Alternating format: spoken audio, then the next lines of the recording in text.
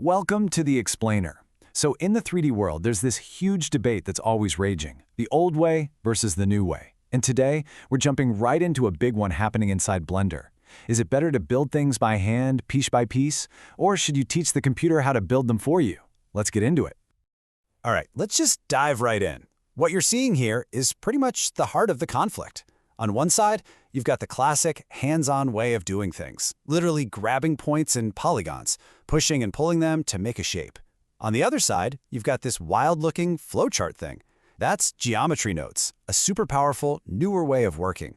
So the big question is, which one's actually better?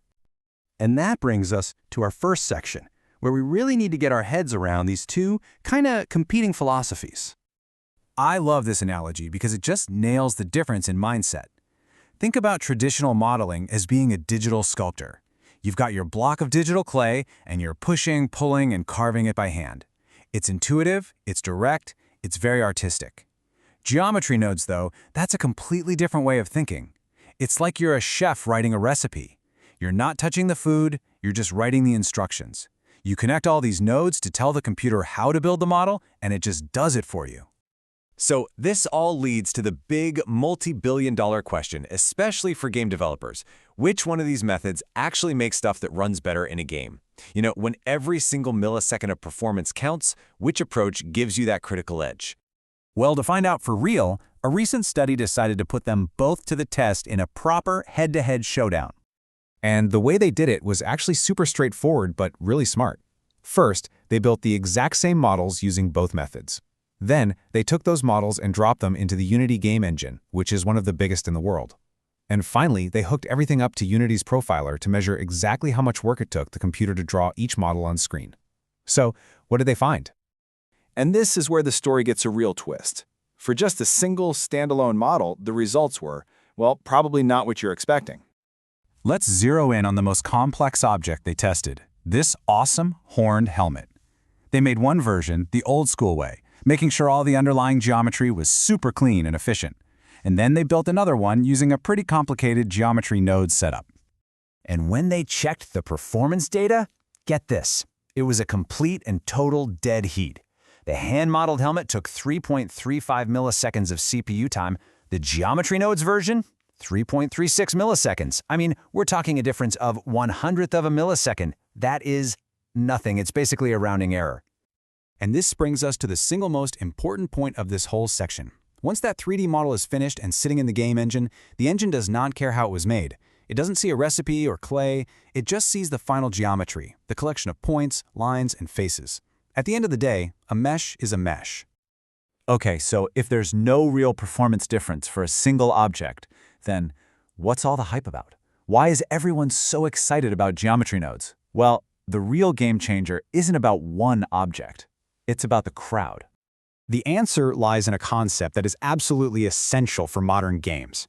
It's called instancing. And basically, it's a super efficient way to make tons of copies of something. Think about it. Instead of creating 500 totally unique rock models for a landscape, which would just crush your computer, you tell the game engine, hey, see this one rock? Just reference its data 500 times. It's way, way smarter. And this is where geometry nodes has its mic drop moment. When the researchers scattered 20 cubes, the traditional instancing method took 5.4 milliseconds of CPU time.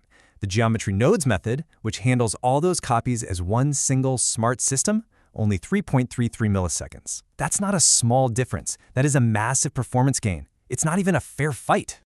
And that efficiency carries over to the file size, too. The file with the procedural cubes was almost 50% smaller than the one with the traditional instances. We're talking nearly half the size. And that's because the procedural method is just way smarter about how it packs all that information together into a single optimized object. So all of this leads us to the big finale, the main takeaway. Geometry nodes are not here to replace your traditional modeling skills.